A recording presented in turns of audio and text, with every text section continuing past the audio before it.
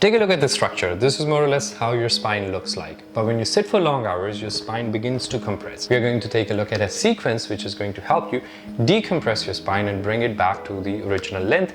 Not only that, it's also going to condition the muscles that are supporting the spine length. This is me, Vinatre, and we are going to get started. Do you align yourself right in the center of the mat with your hips in line with the border of the mat at the back? You will have equal space on your right hand side and equal space on your left hand side. Start with Sukhasana with your left leg. So you pull your left heel up close to the perineum and get it as close as you can towards the body, and push your left knee far down to the side. So you want to aim towards getting a very broad base. The base looks like a triangle. So once you have that broad base, you would then have to align your chest exactly on top of your hip girdle. For that, you're just going to bring both your hands on top of the knees, press your hands into the knees very gently and pull your chest back and align it exactly on top of your hip girdles. The third thing you're going to look after is the positioning of the head, and that is very important. So you pull your head back and you want to align your head exactly in line with your torso. And now the fourth thing you want to remind yourself is to feel the weight of the elbows. So feel the weight of the arms as if they're a separate entity. So once you're there, you're going to hold your chin up and let yourself pay attention towards the sound of the breath. So it's a little meditation that helps you to kind of taper into the pose. So from there, you're going to breathe in 3 long deep breaths. So breathe in and breathe out.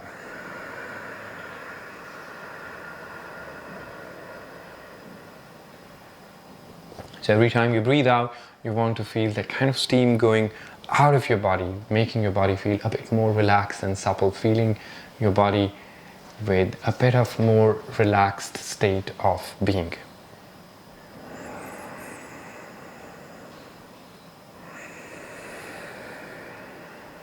So with every release of the breath, you feel that you are becoming a little bit more aware, but every time you breathe out, you feel that you're letting go as well, and your thoughts are settling down, worries are fading away, and you're setting your attention for the practice. Now, working on the spine is very easy if you remember all these things. So the first thing you want to do is to bring your hands by the side of your hips. So your hands could be half on the mat, half off the mat. Fingers will be pointing towards the corner of the mat at the back. Now, elbows pointing outwards. So when you press the palms down straight into the floor, you would notice you get the entire length of the arms. So right now the idea is to lift your torso up, but not all the way up. So you just imagine that your buttocks, they would still remain in touch with the floor. It's just that the sit bones, the skeletal part, is what you're trying to lift up.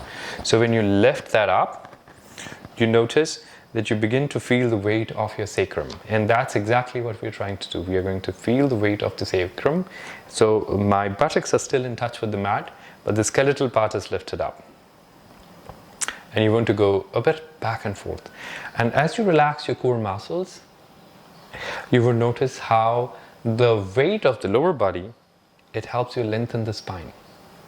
So you want to hold that for a bit, continue breathing in and out, totally feel free to floss, go back and forth with your weight of the body.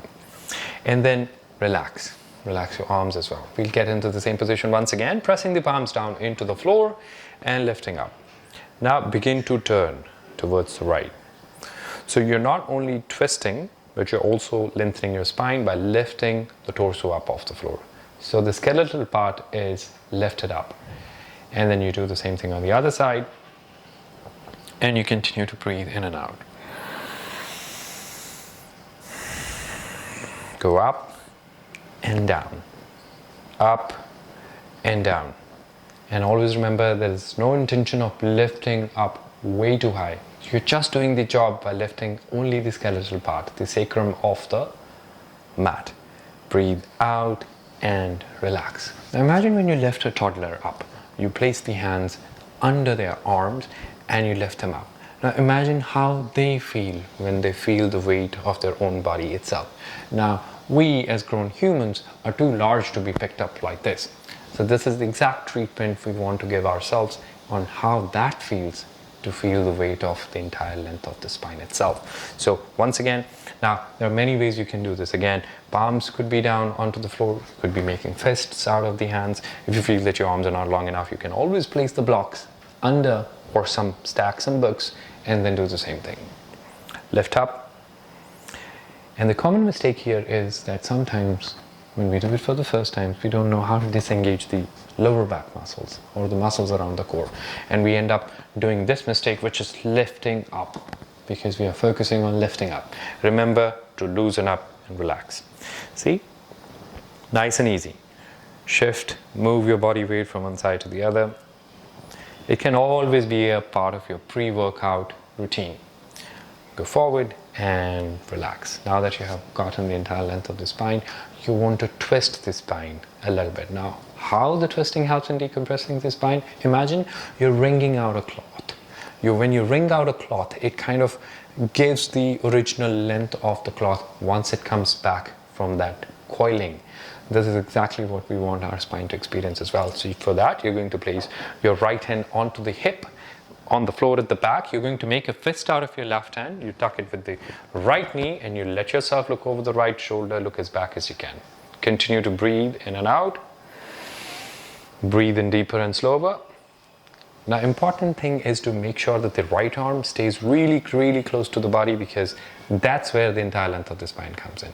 If the arm was any further away from the body, your spine would continue to sink and it's not going to get the entire length. So get it as close as you can to the body, make a fist out of your left hand and look far over the right shoulder. Continue to breathe in and out. Breathe in deeper and slower, and with every release of the breath, you notice how your right shoulder rolls itself further out and back. So there's a lot of coiling and uncoiling happening at the same time. And all of this has to be in total sync with the movement of the breath. So when you're breathing in, you kind of uncoil a bit. But when you breathe out, you find that 1 extra degree of rotation with your right shoulder at the back. Release the breath. Allow the arms to relax. You might feel that when you come out of the pose, there is a lot of blood rushing towards the arms. And that's when it makes even more beautiful. Then bring your left arm next to the sit bone or close to the tailbone, whichever you find is more comfortable, but make sure that your arm is giving you the entire length of the torso. So imagine the arm bent as you slouching down, pressing the palm down. So it's like your left arm is working as if it was your spine at the moment, and your arm, you visualize your arm being parallel to the spine. That's when you make a fist out of your right hand and tuck it with the left knee, push into the knee to continue to twist and roll over the left shoulder. So it's not about the neck, so make sure that your neck is not too stiff, so you keep your chin in line with the shoulder at the back. You continue to breathe in and out. Breathe in deeper and slower. Breathing out through your mouth is perfectly fine and totally allowed. Just breathe in through your nose. Just that when you breathe out through your mouth, it happens at a little higher pace, which gives you a little less control. So try actually to breathe in and out through your mouth, but if you find that it's a bit too overwhelming, you can totally breathe out through your mouth. And now the next thing we are going to do is to do the lateral flexion of the spine, which again helps you to open up the spine from the side. So you bring the hand down onto the right hand side of the body and lower the body down by just doing, imagine you're doing like 1 arm tilted push up on the side. So here, go down and up. Just make sure that your elbow is at enough distance, because if the arm was any closer, it's not going to give you the twist your spine needs. So keep the arm away from the body and go for like these kind of push-ups. Totally fine if your left sit bone lifts itself up off the floor, because that's when you actually let yourself feel the weight of the sacrum, so that everything else on the left hand side of the torso can open. We'll do the same thing on the other side by sliding the left hand down away along the edge of the mat and lift up the right sit bone up off the floor. Continue to breathe in and out. Keep pressing the hand down into the thigh so that you maintain the hip lifted up. Going up and down. And don't be too discouraged in case your knee wants to go up higher. It's perfectly fine. It can happen. You're still working the same way on the spine. And if you feel a bit bothered about it, place a block or 2 underneath and keep that block pressed. If you have that idea in your head that you want to keep a ball pressed under, you will notice that your body responds better and you get a better tension along the right hand side of the torso. So continue to breathe in and out. And then we breathe out. You're going to get the body out of this, back to the center. And now the challenging bit. So you're going to make a cup out of your fingers like this. And you're going to put your fingertips down onto the floor here. And you're going to lift your hips up off the mat. So now this is when you completely lift up, not just the skeletal bit, you also lift your buttocks off the floor. Wiggle a bit, that helps you to, you might hear a bit of crack and a pop here and there in your spine because it's gaining the entire length. Then the bonus one. So you bring your left foot up, get it up, and then you bring your left knee down all the way down towards the floor and you place the right on top of it. So you might already know what this is. This is the Padmasana lotus position. So bringing your hands down by the side of your hips and you begin to lift up. Now this requires core muscles to be totally engaged. So go back and forth. Breathe. And down.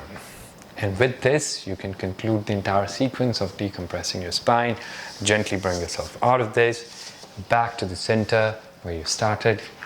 Thank you very much. And if you like the sequence, do let us know in the comment section. And if there are more topics you want to be learning about, do let us know about that too. And subscribe so that we can practice and grow together. This is me, Zubinatre, signing out.